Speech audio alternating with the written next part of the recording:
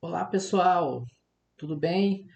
Essa aula ela vai ser para você que está procurando conteúdo sobre a estrutura de células eucariontes, tá?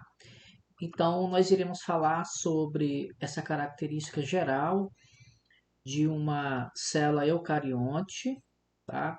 Abordar sobre o núcleo, os seus componentes, falar um pouco da citologia e diferenciar, né, a estrutura morfológica de células eucariontes do tipo animal e do tipo vegetal.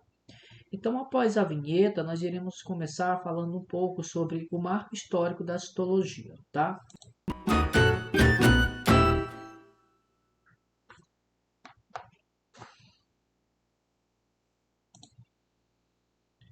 Ok, então nós temos aqui a estrutura da célula eucarionte. Nós iremos falar então aqui sobre o núcleo e para iniciar vamos relembrar, citar aqui algumas características, tá? Então aqui nós temos primeiramente, tá, um pequeno histórico sobre os principais contribuintes, né, os principais cientistas que atuaram nessa área. Podemos abordar aqui sobre Robert Hooke, tá? Aqui a gente traz um pouquinho sobre a sua contribuição. Então, Hooke, ele descobre, tá, a célula, tá? Ele observou, né, a célula num fragmento de cortiça de planta, né, de cortiça vegetal. A gente chama de esse termo aqui dado por Hooke, tá? De cortiça seria uma casca, né? Então Robert Hooke aqui ele descreve a célula num fragmento de cortiça, tá? Só lembrando que a gente está se referindo ao termo cortiça seria aqui o fragmento, né? Fragmento vegetal, tá? Então vamos colocar aqui cortiça, cortiça. Apagar aqui. Bom, para fazer aqui a escrita, né, ela não vai sair tão perfeito como escrever no quadro digital, mas vamos fazer mais uma tentativa aqui. Então, ele descobre a célula no fragmento de cortiça. Aqui. Desenvolve aqui, ele observa, né, a célula, ele assemelha a célula como um espaço vazio e atribui, compara ela com um favo de mel, tá? Onde ele observou várias estruturas vazias. Robert Hooke, ele observou um pedaço de casca de planta, né? De um caule praticamente sem cloroplastos, um caule morto. Então ele praticamente observou aí só esse fragmento de cortiça. O seu microscópio foi a feixe de vela, muito primitivo. Em 1881, Fontana, que foi um outro, tá, cientista aqui importante, ele descobre o núcleo, tá, que foi o nome dado lá na frente por Robert Brown. Então ele descobre aí o núcleo, tá? O núcleo, claro, de uma célula eucariote, tá? E aqui Brown consolida isso. Ele descreveu pela primeira vez uma organela, tá? Esférica, tá? Que ele chamou de núcleo. Então ele fez a descrição, tá, da carioteca. Brown descreveu descreveu o núcleo, descreveu o núcleo celular, tá? Com base aí no formato esférico. Em 1835, de Jardim, tá? Ele evidencia com o seu estudo de análise de microscopia óptica, ele evidencia o citoplasma celular, tá? Ele evidencia o citoplasma celular. E aqui, quando ele observou, né, o citoplasma, ele também começou a estudar os organoides presentes nesse citoplasma. Mas aí ele analisou, evidenciou a presença do citoplasma celular, a tal o núcleo estaria mergulhado. Em 1839, né, Chapman, ele cria uma teoria, estudando também a citologia, afirma que todos os seres vivos são formados por célula. Então, todos os seres vivos, eles são constituídos de células, tá? Com exceção, né, gente, dos vírus que são acelulares, tá? Muito cuidado com a questão dos vírus que não possuem células. Em 1870, W. Hitz, né, é um cientista que cria, tá, um aparelho chamado micrótomo. Ele cria um aparelho chamado micrótomo. Um aparelho que com a finalidade de cortar fatias, pequenas fatias de estruturas a serem observados, tá, no microscópio. Balbiani, em 1881, ele faz estudos sobre os cromossomos, né? Então ele descobre aí, ele traz aqui o seu estudo, a sua pesquisa sobre os cromossomos. Descobre os cromossomos. Ó, gente, não está saindo muito legal a escrita, que eu não tenho muita habilidade nessa área, mas tô falando, né? Descobre os cromossomos, tá, gente? Os cromossomos, onde nós encontramos, claro, né? Nos cromossomos nós encontramos aqui o famoso DNA, né? O ácido desoxirribonucleico. Em 1882, tá? Fleming, ele traz alguns estudos, né? Aperfeiçoa técnicas de coloração. Então ele traz aí um aperfeiçoamento sobre técnicas de coloração. Coloração. Tá? Coloração, né, de lâminas, de células. Isso é importante aí para observar as estruturas do núcleo celular, assim como das organelas diversas presentes na célula. Tá? Técnica de coloração, coloração de lâminas, voltados aqui para a observação de células. Em 1888, temos aqui, tá, Bolveri, que descobre, tá, a presença, descobre a presença, tá, do centríolo, descobre o centríolo. Tá? O centríolo, gente, é importantíssimo aí no processo de divisão celular e origina os cílios e flagelos. Tá? Vamos estudar isso com mais detalhe no processo da divisão celular, mitose e meiose. Em 1892, Simper e Meyer, eles fazem observação de uma organela, né, denominada de plastos, os plastos, que são presentes aí em células vegetais, né? Os plastos estão presentes em células vegetais. Tudo bem? Bom, seguindo aqui em 1899, né, um médico chamado Carl Benda, tá? Ele assimila a existência de mitocôndrias, né? Descobre aí as mitocôndrias. Importantíssimo aí no processo de respiração celular. Então, Carl Bender descreve as mitocôndrias. tá? Importantíssimo aí. Em 1900, Garnier ele cria o termo ergastoplasma. Cria o termo ergastoplasma, tá? Gente, o termo ergastoplasma, também chamado, né, de retículo endoplasmático, essa organela ela é exclusiva de células eucariontes, tá? Então, quando a gente falar em ergastoplasma, é uma membrana aí, uma organela exclusiva de células eucariontes.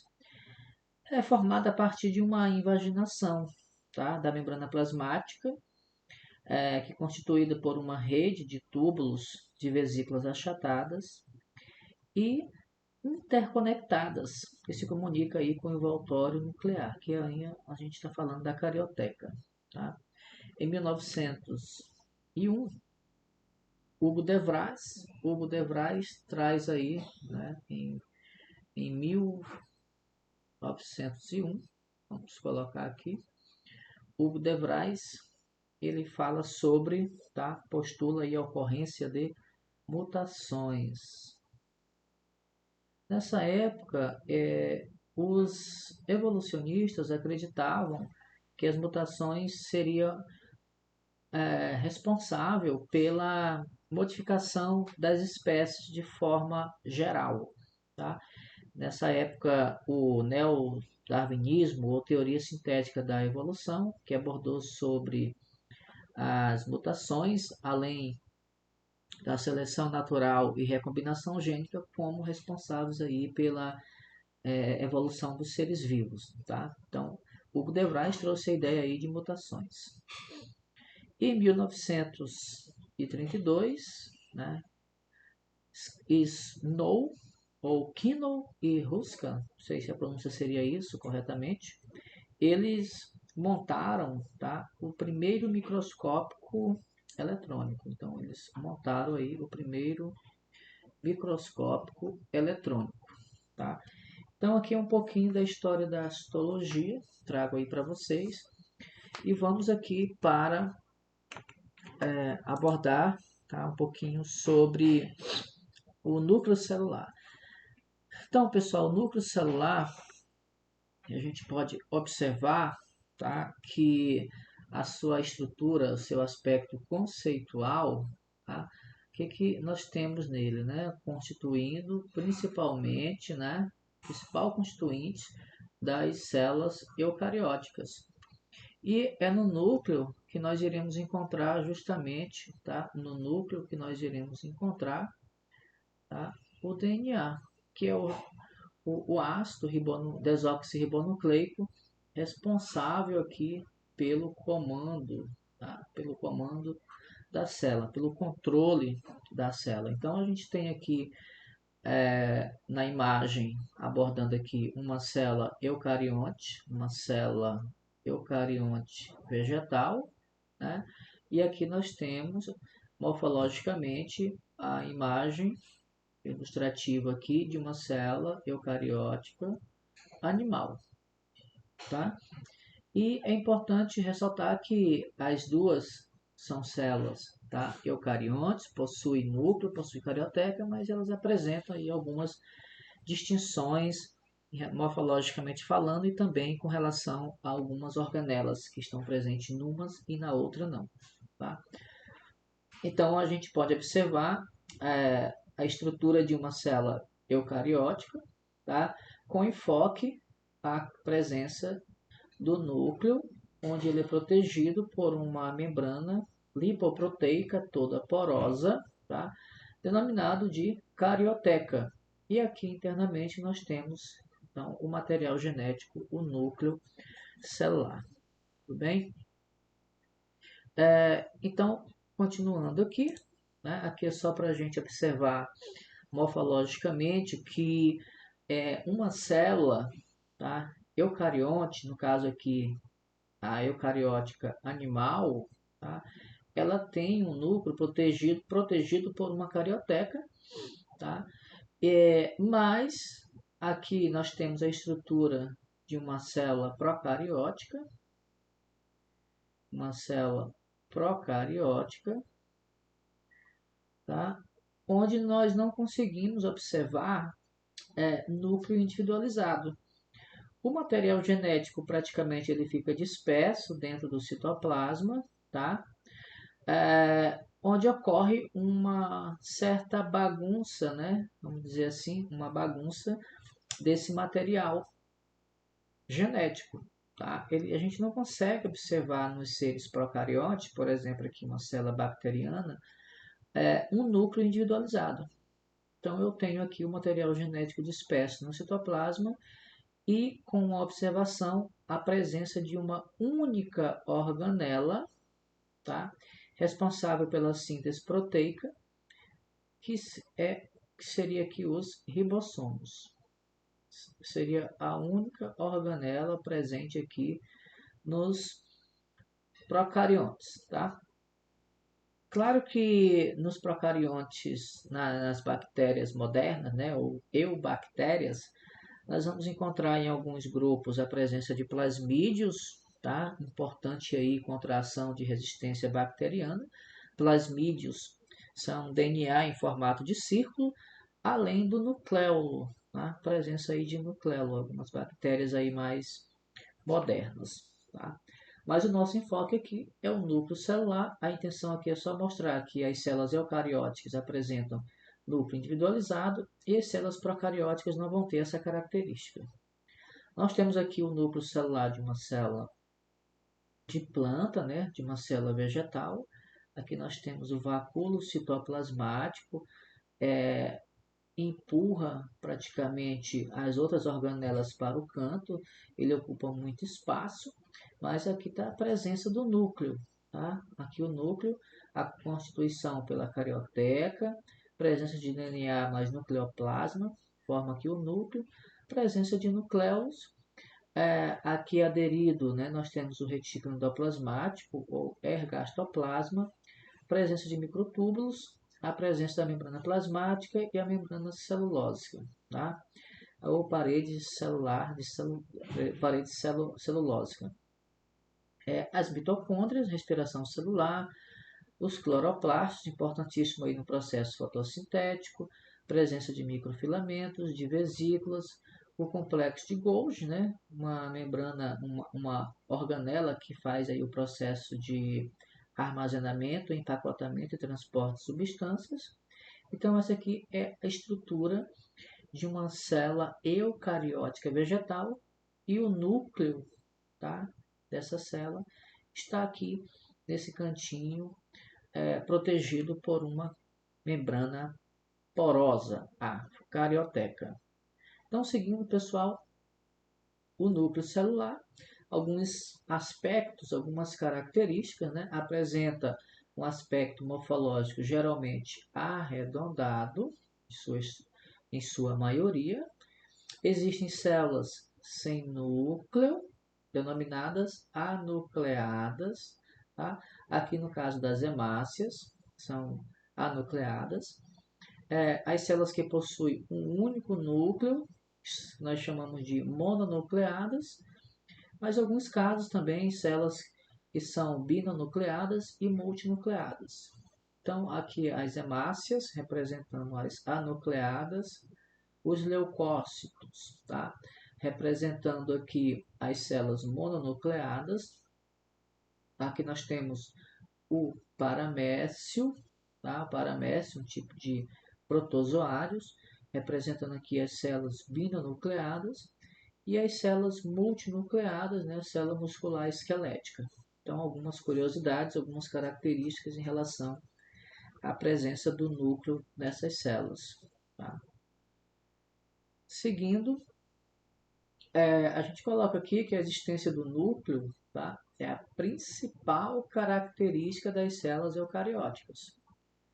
Por quê, pessoal? O termo eucarionte é justamente, tá, a presença da carioteca. Carioteca, tá? É a presença da carioteca. Então, essa carioteca que vai proteger o material genético, que é o DNA.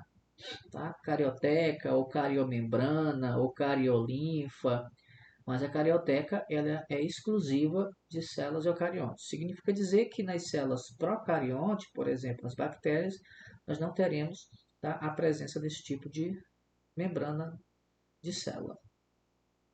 Bom, aqui a gente tem um experimento que foi proposto por Balbiani, né? E nós falamos lá no histórico da célula, né? Sobre Balbiani, que descobre aí a existência dos cromossomos. Aqui foi um experimento que ele realizou com protozoários, né? Com as amebas, e ele observou que a presença, tá, do núcleo é importantíssimo para o comando da célula. Então, imagine aqui, a gente tem um estrangulamento aqui do citoplasma, né? De partida aqui ao meio. Desse lado, o que a gente observa? Que tem a presença de um núcleo. Então, essa ameba ela se regenerou, formou-se uma nova ameba. Já desse lado, que a gente não tem a presença de um núcleo, tá? Praticamente essa célula não se desenvolveu. Então, com esse experimento, o que foi que ele observou? Que o núcleo, tá, de fato, ele é responsável pelo comando da célula. O núcleo, ele de fato é responsável pelo controle celular, né? Então, lá no núcleo nós encontramos o DNA, né? Esse DNA, ele fabrica, ele elabora o RNA, e por sua vez, lá no fenômeno que explica a síntese proteica, né, o código genético, o RNA vai ter uma finalidade aí da produção de proteínas, tá? Que vai garantir aí a energia. Então, que foi um experimento de Balbiani que provou, demonstrou que o núcleo ele é responsável pelo comando, controle celular, tá? Então, vamos falar um pouquinho agora dos componentes do núcleo interfásico, tá? Esse núcleo interfásico nós iremos estudar aqui, pelo menos fazer uma introdução sobre, tá, o ciclo celular.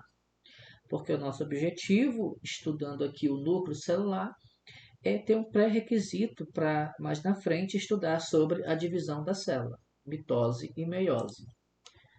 Então nós temos aqui um conceito geral, tá, a intérfase, tá? Vamos pegar aqui esse conceito, pessoal, é um período, tá, conhecido em que a célula não está se dividindo. No entanto, o fato dela não estar se dividindo não significa dizer que ela está totalmente em repouso e não está fazendo exatamente nada, tá? Ela não está se dividindo, mas ela está se preparando para se dividir. E é nessa preparação que ela começa, tá, a produzir proteínas, o material genético, o DNA, vai se duplicar e essa célula começa a produzir mais proteína. A partir disso, ela vai entrar na fase de divisão celular. Porém, tá, a intérfase, a célula não está totalmente estática, ela está trabalhando. Tá? Nós vamos falar um pouquinho sobre a intérfase e suas fases, né? Então, quais são os componentes principais aqui do núcleo? A carioteca, tá? A gente pode observar aí a presença, né, da carioteca, uma membrana porosa, o nucleoplasma, tá? O nucleoplasma é justamente o núcleo dentro do citoplasma. Plasma, né, vem de líquido. O nucleolo e a cromatina. Tá? Então aqui são imagens mostrando esses componentes com a sua devida localização do aspecto morfológico dentro dessas células eucarióticas animal, com enfoque aqui a carioteca. Tá? Bom, dentro do aspecto conceitual já está colocado aqui prontinho, só para a gente não esquecer. Tá? Vamos aqui então para a carioteca. um envoltório nuclear, uma capa que envolve o núcleo, tá? Dentro do núcleo tem o material genético e vai separar do citoplasma, tá? No ponto de vista de organização celular. O núcleo é o plasma, substância aquosa, né? Plasma líquido, rica em íons, em moléculas de ATP e enzimas. Tá? Então aqui nós temos uma casa de força, né? De energia aqui junto com as enzimas, catalisadores de natureza proteica. O nucleolo, uma massa densa presente dentro do núcleo, constituído de ribossomos. Os ribossomos são importantíssimos aí na síntese proteica, na produção de proteínas. A cromatina, que é um conjunto de fios longos emaranhados no interior do núcleo.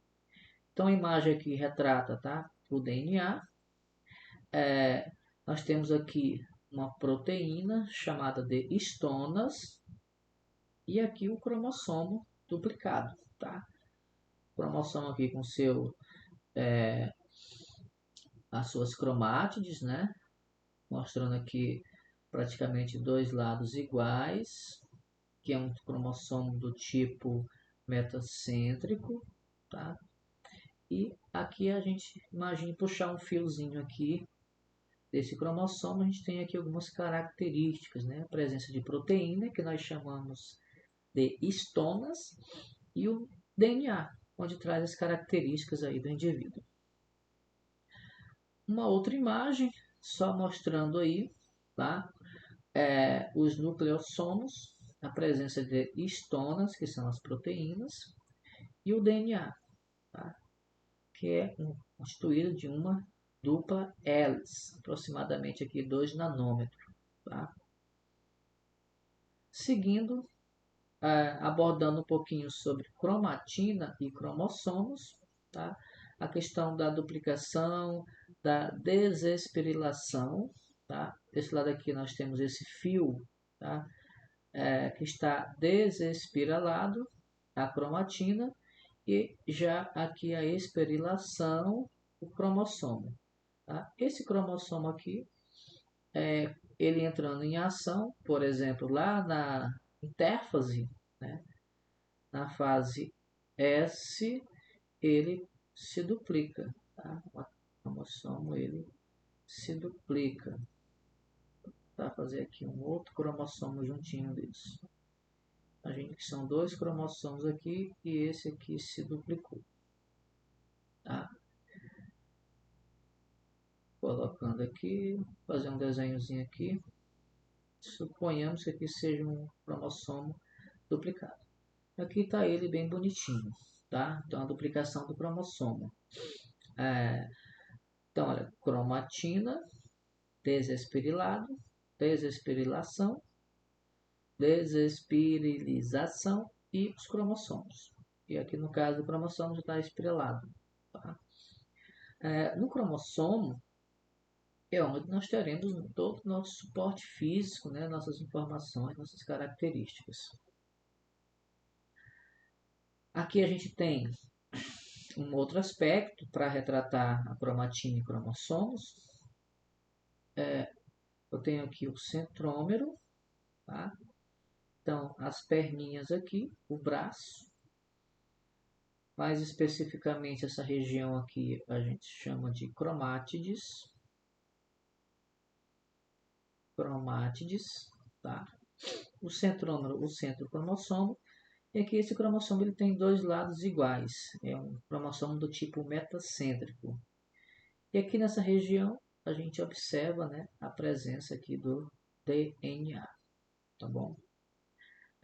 Nessa região aqui das cromátides, né, que são os braços, mais especificamente do DNA, onde nós temos a informação genética aqui, o processo, tá, voltado para a divisão celular, para a mitose.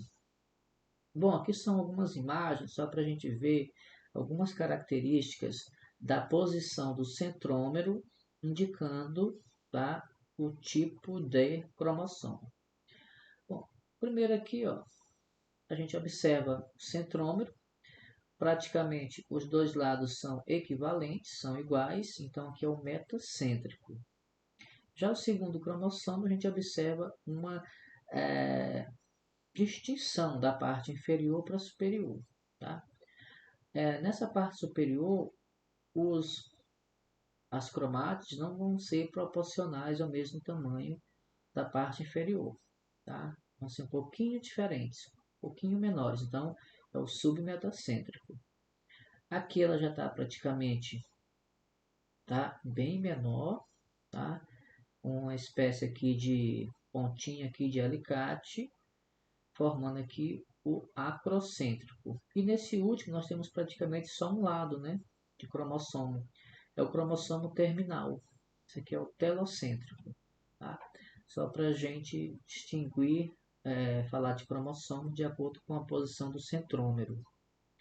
Seguindo bem rapidinho aqui, o cariótipo, pessoal, o cariótipo ele é representado na forma, tá, de 2N. Então aqui é o cariótipo humano, a gente observa aqui, tá, um cariótipo normal, tá, onde um total, tá, desse cariótipo normal nós temos 23 cromossomos, tá? Ou seja, N é igual a 23. Então, se N é igual a 23, 2 vezes 23, 46, tá? De um indivíduo normal. Mas nesse outro lado aqui, a gente observa, tá? Um cariótipo feminino lá no cromossomo 21. A gente observa aqui os cromossomos, tá? 1, 2, 3, 4, 5, 6, 7, 8, 9, 10, 11, 12, 13, 14, 15, 16, 17, 18, 19, 20. Todos aqui com 2 cromossomos, bonitinho duplicados, mas aqui no 21 eu tenho um a mais, ó. Apareceu um a mais. Aqui nós tivemos, tá? Uma falha, um erro, e esse cromossomo 1 a mais que apareceu aqui no cromossomo 21, nós chamamos de trissomia do cromossomo 21, caracterizando aqui a síndrome de Down, tá? Só para falar um pouquinho do cariótipo. Bom, algumas variações, né? No ser humano, nós temos 46 cromossomos de um indivíduo normal, tá? Claro que, por exemplo, no ser humano é 46 cromossomos, mas os nossos gametas sexuais são 23, tá? Mas o indivíduo é 46.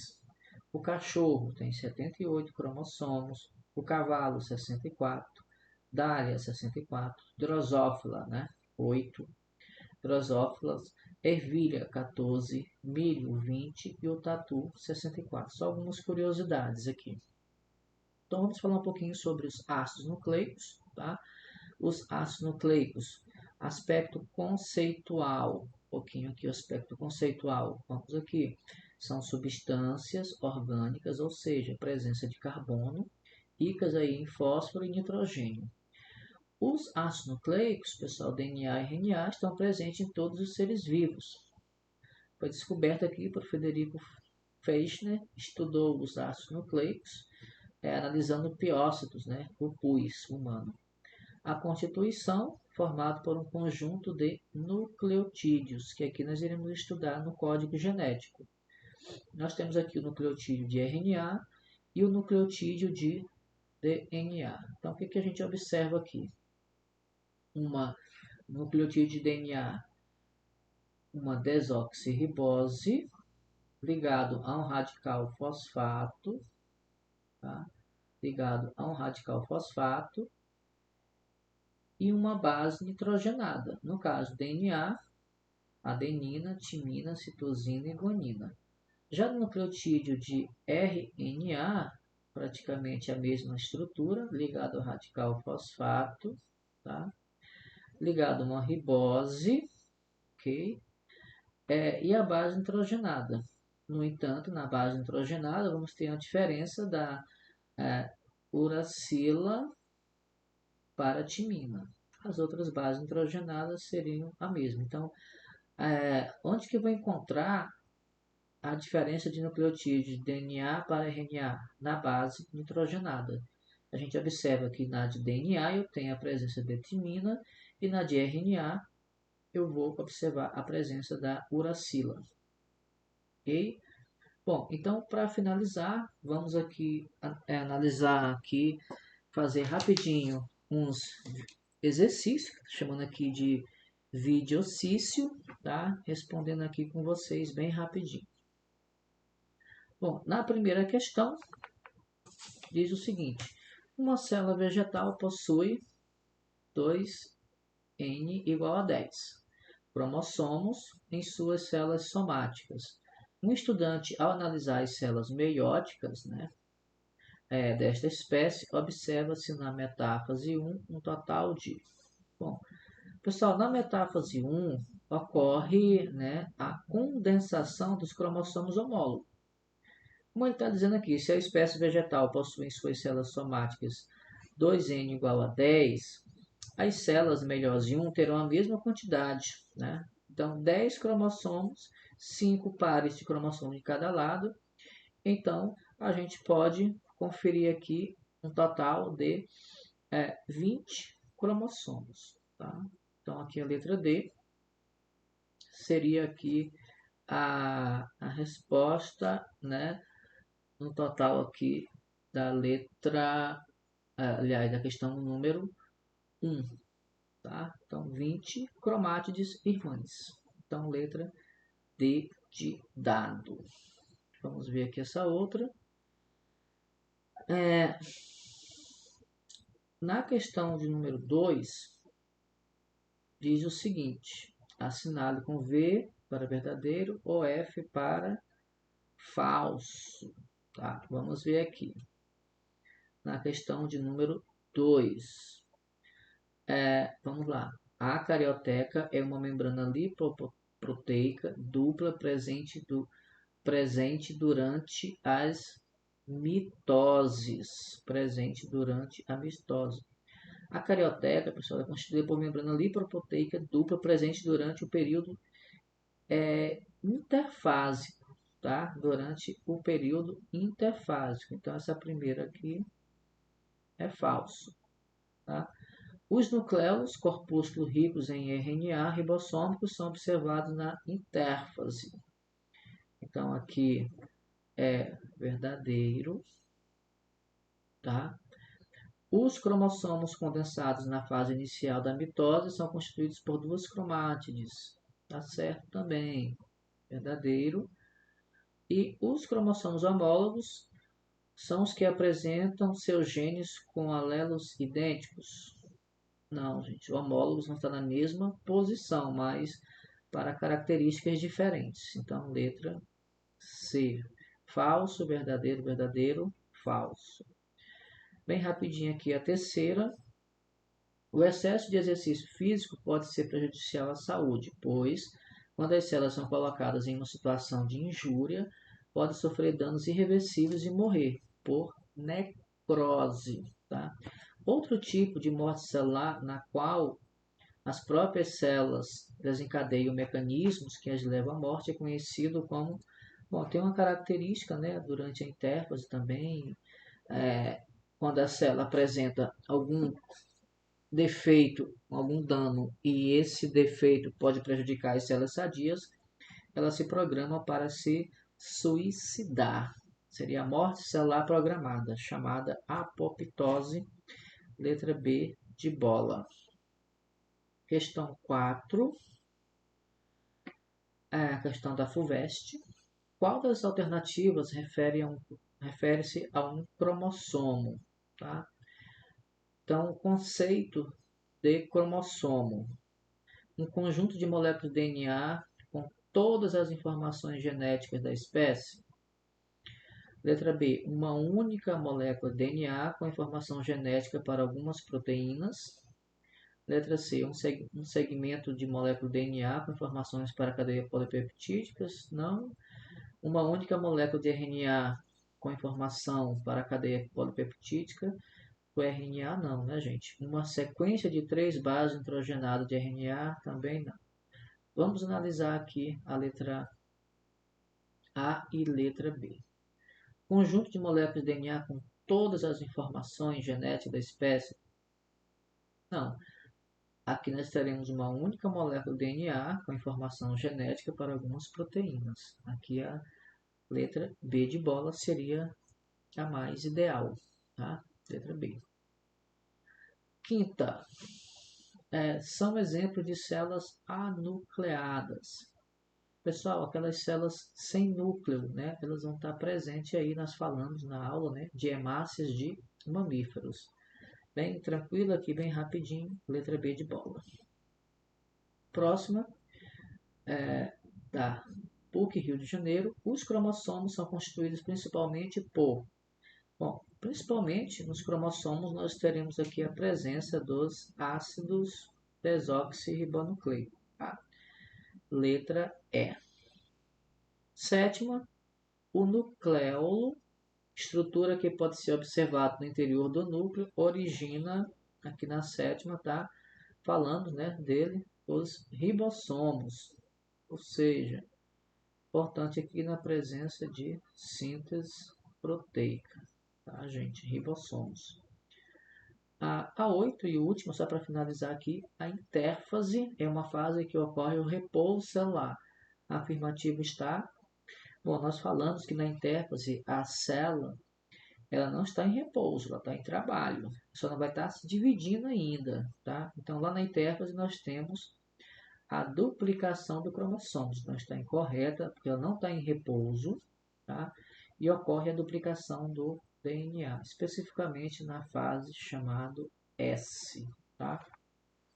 Bom, então aqui a gente conclui uma aula voltada, né, para o núcleo celular, ok?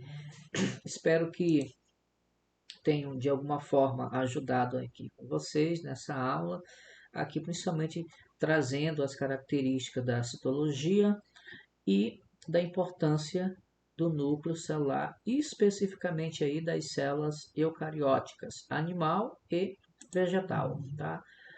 Então até a próxima aula. Muito obrigado você chegou aqui pela sua participação, pela sua presença, tá? E se você tiver interesse, pode estar se inscrevendo no canal. Até a próxima aula. Tchau, tchau.